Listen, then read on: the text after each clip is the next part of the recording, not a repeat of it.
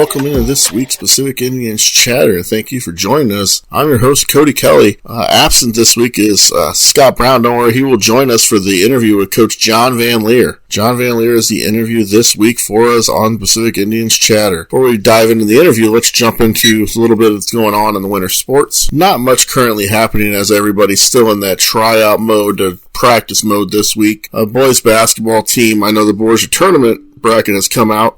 And let's take a brief rundown of the boys' bracket for Borgia tournament. I believe Borgia was the 1 seed, 8 seed was Metro, Washington was the 4, Union was the 5, Fort Zumwalt North is the 2, Owensville is the 7, U City is the 3, and Pacific is the 6.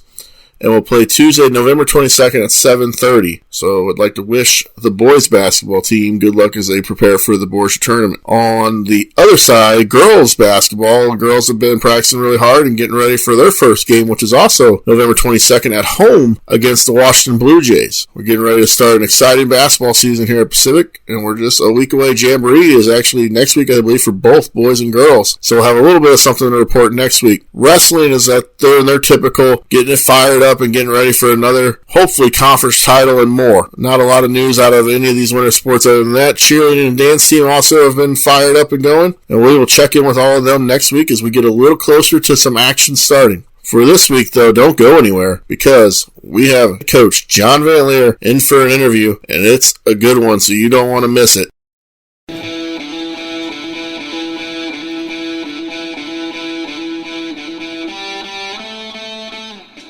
We're back in studio.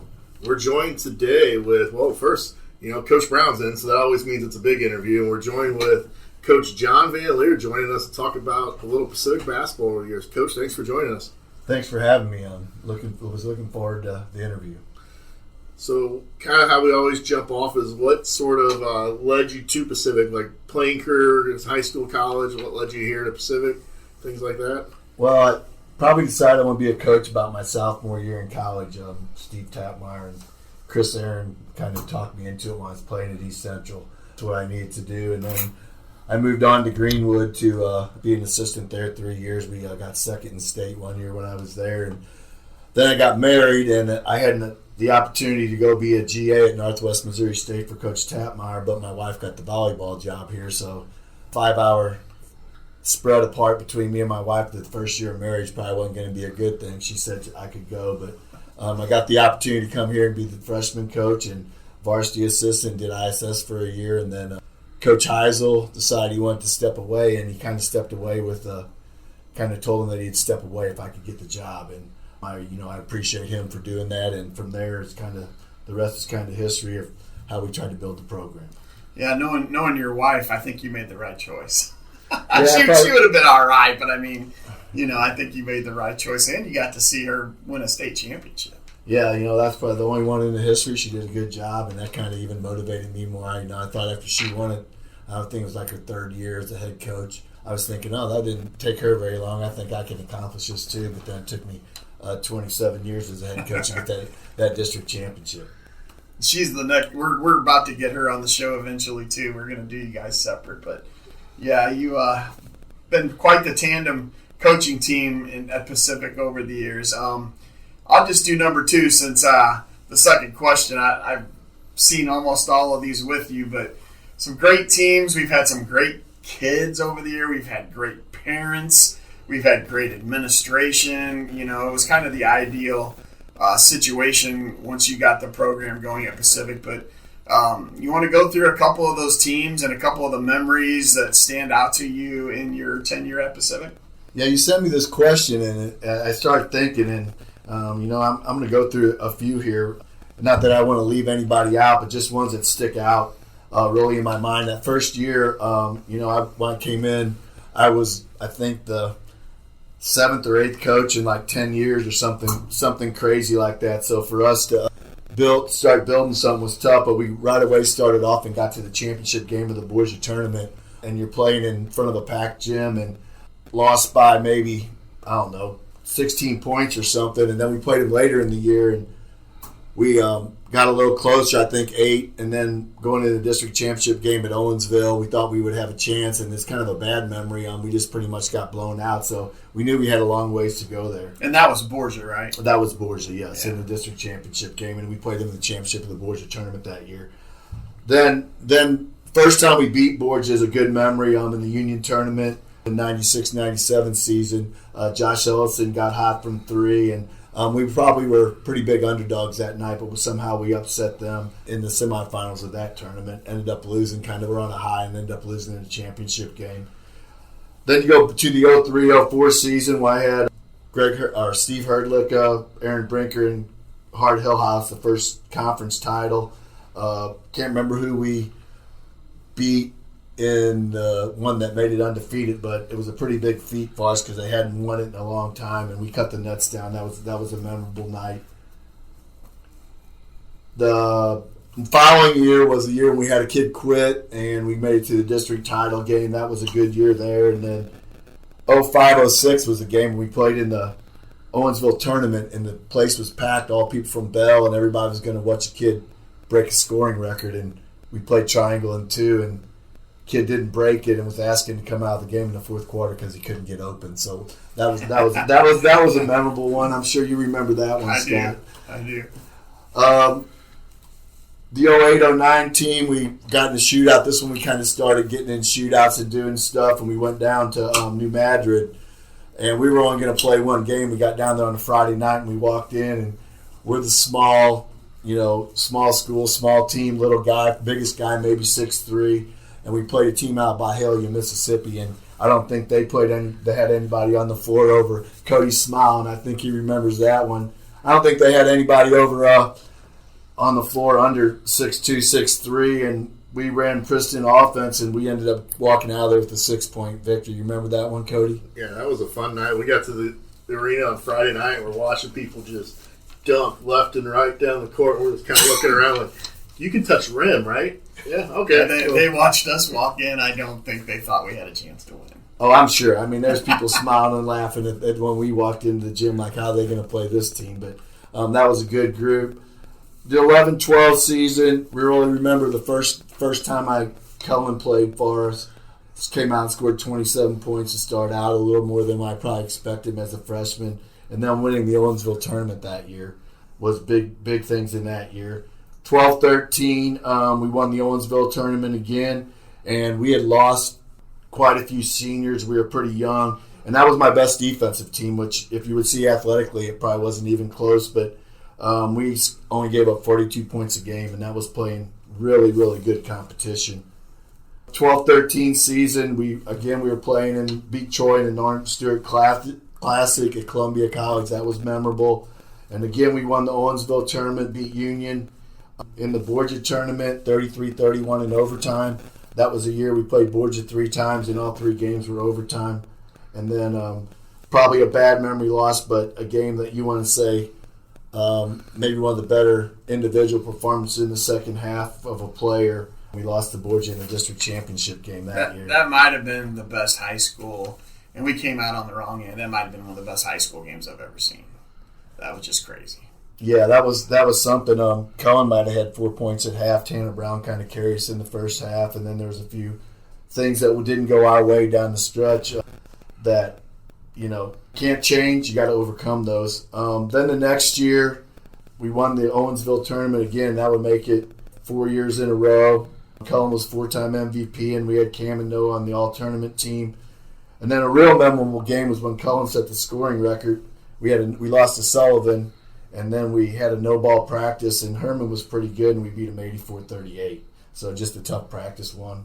And that year we also went out to Kansas and won the tournament at Kansas. We kind of became besides the home team, for some reason, we kind of became the crowd favorite, and we were playing a team from Riverton that was a private school, and everybody besides their fans was on our side cheering. It was a pretty good memory. 15-16, that would have been a very young team, won the Owensville tournament again, and Cam actually won the MVP that year. And then we were undefeated in conference. And the big game that year, you remember, is beating Eureka at home on 3-point shot by Man Strong at the buzzer. Inbounds play on the bottom, and that was a good year. 16-17 beating Lafayette was a good win, and then the big one that year was at Jeff City. We were down 19 going into the fourth quarter and made a huge comeback and ended up winning that one. And then the 17-18 season, beating Kickapoo, winning the Kansas tournament, and then the big one was winning the district championship. That was a feeling like no other. Yeah, we can't even begin to name all the kids that we've had that have been awesome. And, even a lot of my memories too are just getting to know the kids and then the area coaches, the head coaches, the Steinhoffs, Pete Jett, Dino McKinney, just relationships with those guys. When you're on the court, it's a war. It was tough to win every night in the FRC, really tough to win. I've talked to Coach Barnes about that. He's like, when I took that job at Union, he's like, every single night I was going to get out coached by people because it's just tough to win. And those relationships with those guys are just great memories. So man, there's not enough space in the brain for all the great times we had, all the great people, all the great memories. Yeah, you think about those things all the time. I mean, us area coaches early on, and probably until a lot of us started having kids, we would go play golf 2 or 3 times a week, sometimes in the summer, just different places. Paul Colton and me and him are still really good friends. He's out in Kansas now. Greg Dunnigan's over. Hawaii. Yeah, and it's just one of those things, relationships, and that's more important than the win and loss. Is all the guys that come back. I have a couple guys that'll text me once a week. Boz Lepanatich, Lee Wap. He texts me, "Happy Monday, happy hump day, and have a good weekend," almost every weekend. It's just all those memories with all those guys, and the relationships is what it's all about. And you mentioned the Kansas tournament. I know Coach Brown has a not-so-good memory of the Kansas tournament. I still remember that one, but we'll move on from that. You mentioned, though, all the different coaches came before you. I was in the gym yesterday at girls' basketball practice, and it kind of just sort of struck me to look up at the banner, and it was like 1962, 65, and 82 conference titles, and then just nothing. And then I looked over and get into the newer time, 2004, 2005, 12, 14, 15, 16, 18. So it seems like you came in and sort of stabilized that program and finally gave that program direction. And you see what happens whenever you have that. We have newer coaches now that are trying to do the exact same thing, to come in and get the program rolling on both boys and girls side of things. So, and then we'll talk about this one because this was a fun night. 2018 district title up at Union. I remember standing on the sideline for that one against Borgia. That was one of the best games for me, at least, to remember throughout the basketball program.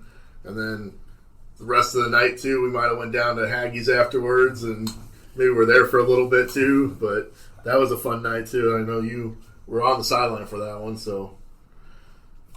Yeah, that's probably the one that sticks out the most. We've been trying to get that. We came so close with so many teams. I mean, even the first year I was here, but it just takes time to build that program. And, playing Borgia, that rivalry, the young kids look forward to playing. Even though we didn't beat them that much, but all the times we lost to them, for the times when we beat them, it was well worth it. It's just that game.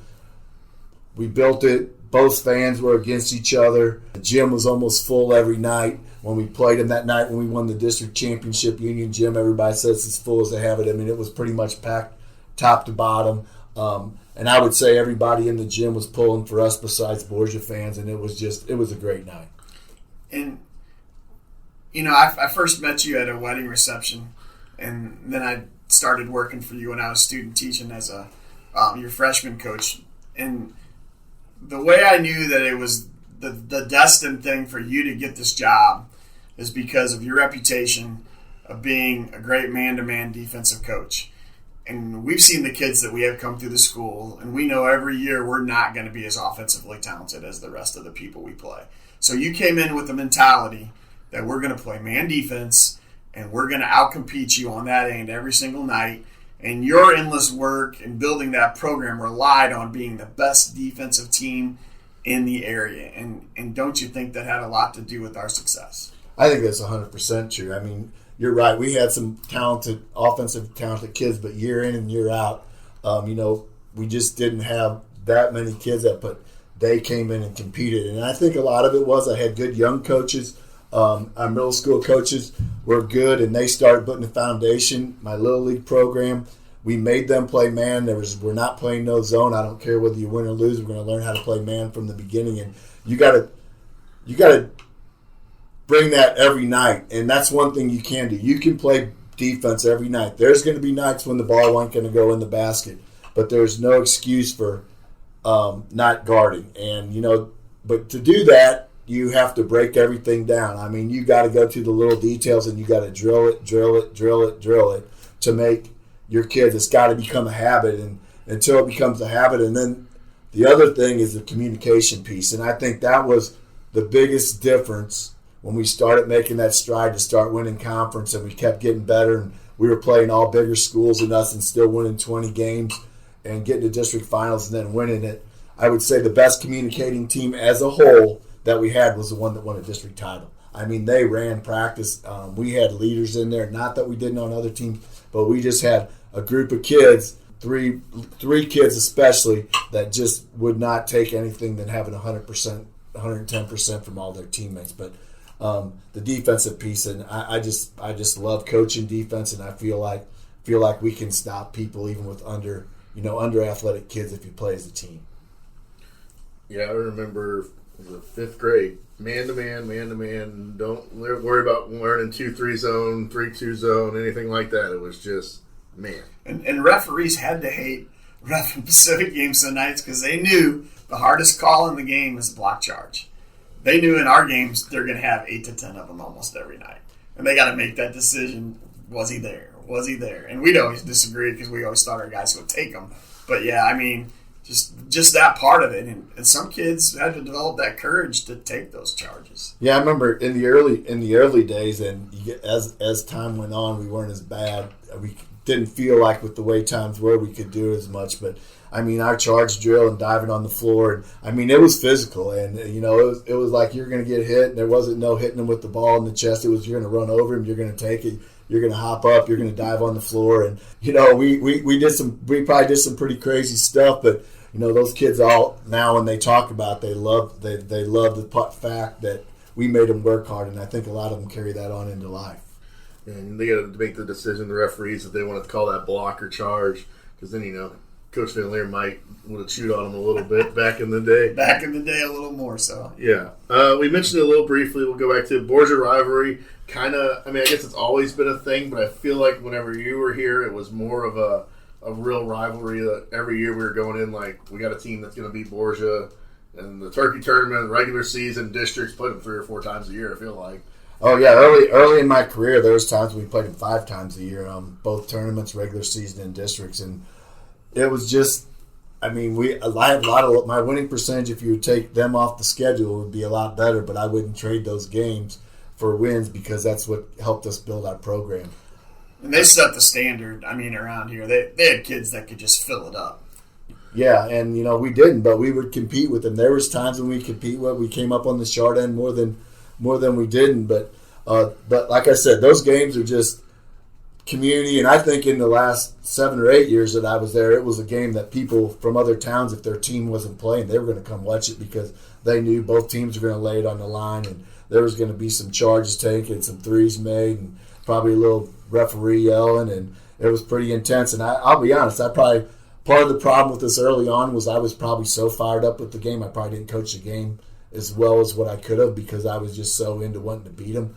Part of that came from coming from Union. It was our biggest rival there, and I kind of brought that here. I really feel like that Borgia was probably our biggest rival in the basketball program in my time here. And their assistant coach, Bill Kimenaw, another great guy I faced year in and year out, and I could never beat till finally the end of my career I got him. But he would come up to me after the game and almost be apologetic, like, God, Coach, your guys play the game so right, so well. He's like, I thought you had us. He almost would think that he was pulling for us to get them, and we just didn't quite get it done some years, and I felt like he wanted it to even happen because he appreciated the way we played the game. The one I remember that when he came up after me was the one whenever Jeffrey Hinkle would have been a senior and we lost over there in that game whenever it went into overtime and we got beat by him. And he was just like, you guys should have had us tonight. That was that game whenever Cullen had, 20-some points and was hitting shots from the volleyball line. And everybody just competed super hard. And, yeah, he was a great basketball mind. And I think the Borgia people, as well as they love to win, I think some of the true basketball enthusiasts appreciate the way we played the game, even though it was almost the polar opposite of them. I believe that too. I mean, I think that they just liked the compete that we gave them because even if we get down by 15, our kids competed until the end of the game. We were going to play hard. We're going to take charges till the end, and just a tribute to the kids we've had here, that their toughness and the quality of men they were. Something that struck me too last night, we were talking about, we talked about student sections kind of over the last couple of years, Wayne, and I feel like in the Coach VanLeer era, the student section was rocking, and I don't know, I guess I'll give you some of the credit for it, probably of being a PE teacher at the high school and maybe sort of badgering kids to come to the game and stuff, but those student sections too were hot back in the day. Like, they were loud and rocking and stuff, which was fun, drowned out a little bit of... It was fun. Yeah, like the way team couldn't hear what they were trying to do. I got to sit up there for a couple of years before I managed one year. So hopefully we can get that coming back too at Pacific. Yeah, it was. I remember what year it was, and I started telling our kids in my freshman PE class that if they came to the game, they could get out running the next day in PE class, and kind of started building. And when it really, really picked up, Hank VanLeer took the lead, and we started the tribe. And I think we actually called it the sixth man the first year when I did it. And then when Miss Cowsick came in, she kind of made it the tribe and tried to get it with all the sports. But he just did a phenomenal job. I mean, there's a video out there. I don't even remember what the name of the dance was they do. We'd played on our interlude. I know what you're talking about, but I just don't remember the name of it. Yeah, we'd play that. We had that in our warm-up in the last 2 or 3 minutes. And the gym, I mean, it would just put chills down your spine watching it go. And then we added the spotlight for starting lineups with the music and just things. Some people think that's the frills, but it made kids want to play and got everybody excited for the game. Yeah. Coach Van didn't have to do the ice bucket challenge to try to get the student section out like last year with Coach Missy. He sure did, and everybody knows the secret to a lot of our success too is you had two amazing kids that I watched grow up from diapers to the men that they are today. But how much fun was it to coach Cam and Colin? And even now, how enjoyable was it to watch Cam play golf, or was it enjoyable to watch Colin play in the SEC?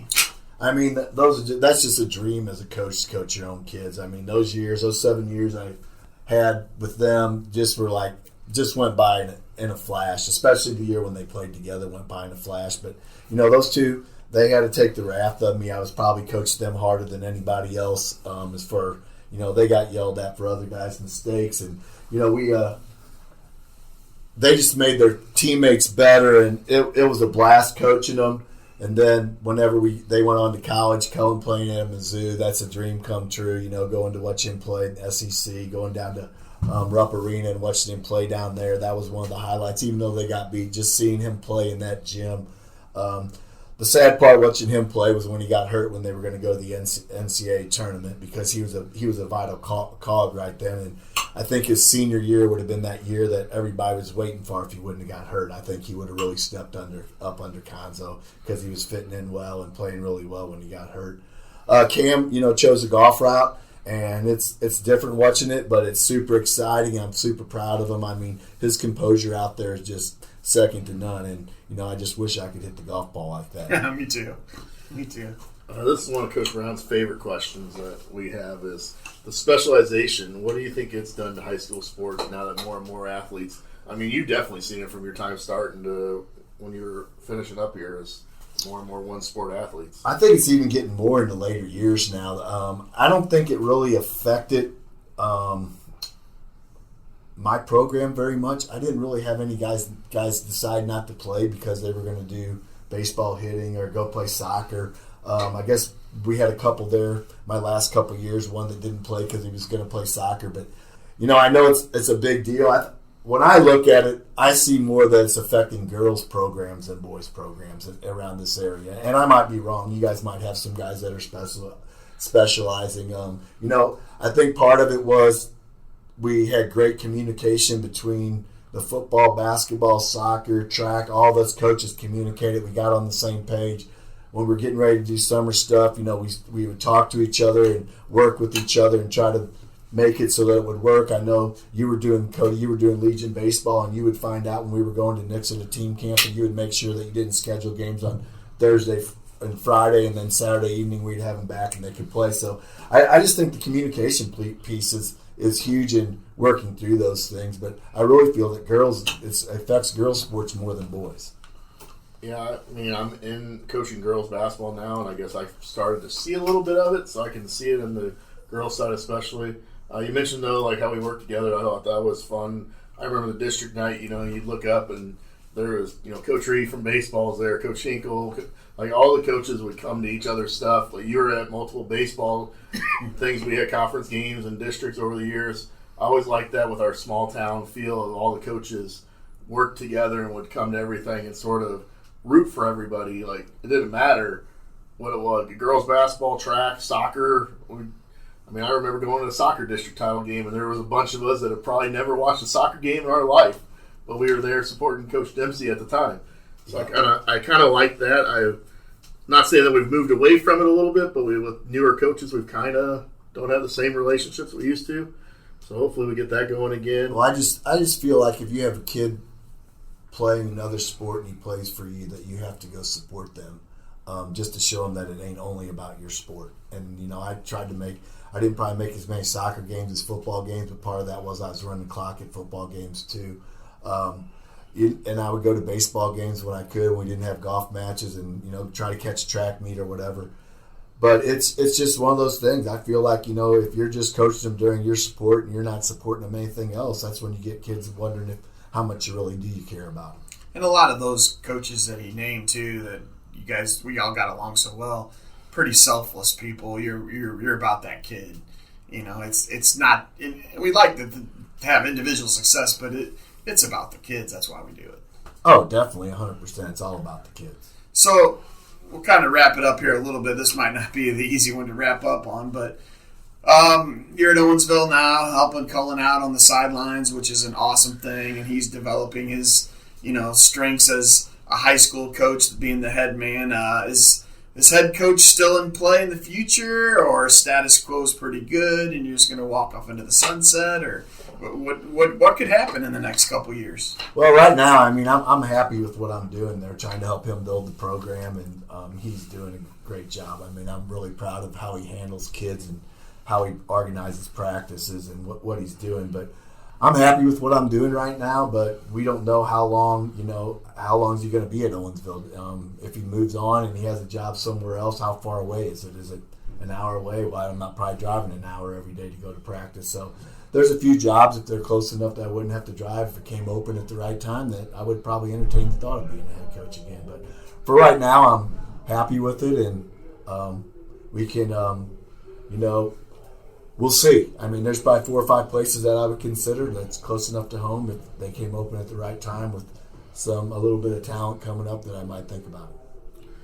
Yeah, I was gonna say it's always tough, I think, for head coaches to actually say they're completely done, especially if you keep coaching like you're doing right now with Cullen. So, you got anything else? We could talk for another hour and a half if we wanted to, but we're going to kind of keep it wrapped up now. But Coach, thanks for coming on. We wanted to get you on, but we thought before basketball season would be a great lead-in to another Four Rivers season. And, and I'm still coaching my kids, and I'm going to try to get out and see the Dutchman play in the Borgia tournament. But, it's always going to be a part of our lives, so we appreciate you coming on, and much success to you.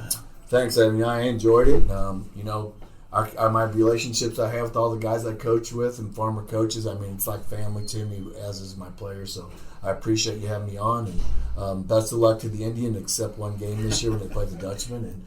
And from there, just good luck to everybody, all sports.